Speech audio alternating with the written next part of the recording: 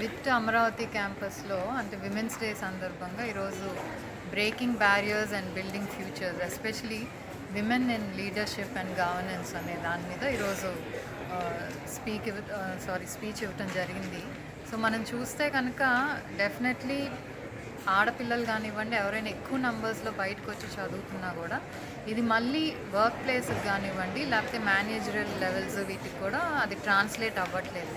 ఎందుకు అవ్వట్లేదు అంటే చాలా రీజన్స్ ఉంటాయి. ఒకటి మేబీ వర్క్ ప్లేస్లో వాళ్ళకు ఒక సేఫ్ ఎన్విరాన్మెంట్ లేకపోవడం, సెక్యూర్ ఎన్విరాన్మెంట్ లేకపోవడం, లేకపోతే అక్కడున్న ఆర్గనైజేషన్ అంటే ఈక్వల్ ఆపర్చునిటీస్ ఇవ్వకపోవటం కానివ్వండి, లేకపోతే ఫ్లెక్సిబుల్ వర్కింగ్ పాలసీస్ అంటే పిల్లలు ఉన్న వాళ్ళకి కానీ, ప్రెగ్నెంట్ అయిన వాళ్ళకి కానీ, మెటర్నల్ లీవ్ కానీ, చైల్డ్ కేర్ లీవ్ కానీ ఇదొక లేకపోవటం వల్ల, లేకపోతే ట్రాన్స్పరెంట్గా ప్రమోషన్స్ అప్రైజల్స్ జరగకపోవటం, ఇలా మల్టిపుల్ రీజన్స్ ఎన్నో ఉంటాయి విమెన్ పెద్ద పెద్ద పొజిషన్స్ వెళ్ళలేకపోవడానికి. మనం ఎంతసేపు జెండర్ ఈక్వాలిటీ ఎప్పుడూ అయింది అని మాట్లాడుకుంటున్నాం, కానీ నిజానికి అది రియాలిటీగా ట్రాన్స్లేట్ అవ్వడానికి ఇంకా మనం చాలా కష్టపడాల్సి వస్తుంది. కేవలం ప్రభుత్వం ఒక్కటే కాదు, మార్పు అనేది ఇంటి నుంచి మొదలవుతేనే అక్కడి నుంచి మొదలయ్యి తర్వాత స్కూల్స్ కాలేజెస్లో కానివ్వండి, తర్వాత వర్క్ ప్లేస్లో కానివ్వండి, తర్వాత గవర్నమెంట్లో ఇలా అందరూ కలిసికట్టుగా ఫామ్ అయితే డెఫినెట్లీ ఏదైతే మనం జెండర్ ఈక్వాలిటీ అని మాట్లాడుకుంటున్నామో, విమెన్ బయటకు వచ్చి వర్క్ చేయాలి, పెద్ద పెద్ద పొజిషన్స్లో ఉండాలనుకున్నా ఇవన్నీ కూడా అందరూ కలిసి పని చేస్తేనే